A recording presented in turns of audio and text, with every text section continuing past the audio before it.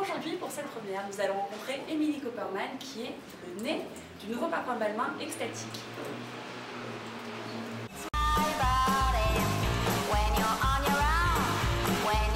Donc tu es le nez du parfum Extatique de Balmain. Alors je vais te poser une première question. À 13-14 ans, tu rencontres un parfumeur. De là, tu te rends compte que c'est ta passion, que tu as envie de travailler là-dedans. Tu fais des études dans ce sens-là et puis tu commences un premier stage. Et moi, j'aurais aimé savoir en fait quel a été le déclic, quel a été le moment où vraiment tu as su que ça allait devenir ta vocation. Mon parcours est fait de rencontres. J'ai eu la chance, après mon école, effectivement, de faire des stages. Et là, j'ai rencontré des nés qui m'ont vraiment transmis leur passion, leur métier et qui m'ont appris qui m'ont transmis en fait leur passion de la parfumerie. Et c'est comme ça que je suis là aujourd'hui, 20 ans plus tard. Tu as eu entièrement carte blanche pour créer Extatique. J'ai eu une totale liberté pour créer Extatique, mais en même temps c'est pas ça qui m'intéresse parce que ce qui est génial dans un parfum c'est cette partie de ping-pong avec le designer, en l'occurrence c'était Olivier Roustin. Comment en gros on réussit à adapter l'univers d'une marque à un parfum? Parce qu'une marque c'est quand même visuel et un parfum c'est quelque chose qui se sent. Une marque c'est avant tout des valeurs, un état d'esprit, une femme. Une tendance, voilà, plus que véritablement quelque chose de visuel.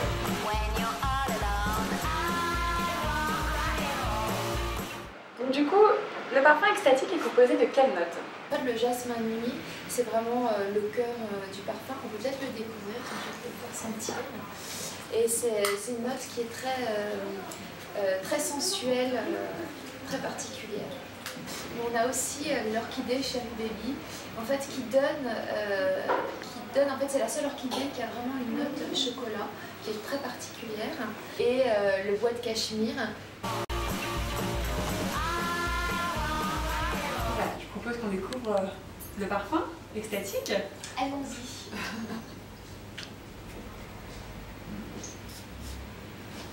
Est-ce qu'il n'y a pas un côté un peu frustrant à ne pas voir son propre nom sur le flacon? Zéro frustration, vraiment aucune. Déjà, je suis tellement fière de voir Balmain sur le flacon. Et puis aussi, en fait, je ne suis pas du tout frustrée non plus parce que il y a des nez qui sont attachés à des marques.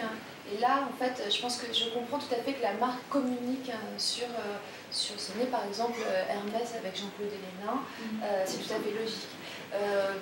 Balmain communique sur Olivier Roustin parce que c'est le designer de cette marque uniquement. En l'occurrence, moi, j'ai aussi la chance de travailler pour d'autres marques, que ce soit pour Van Cleef ou Paco Rabanne, Carolina Herrera.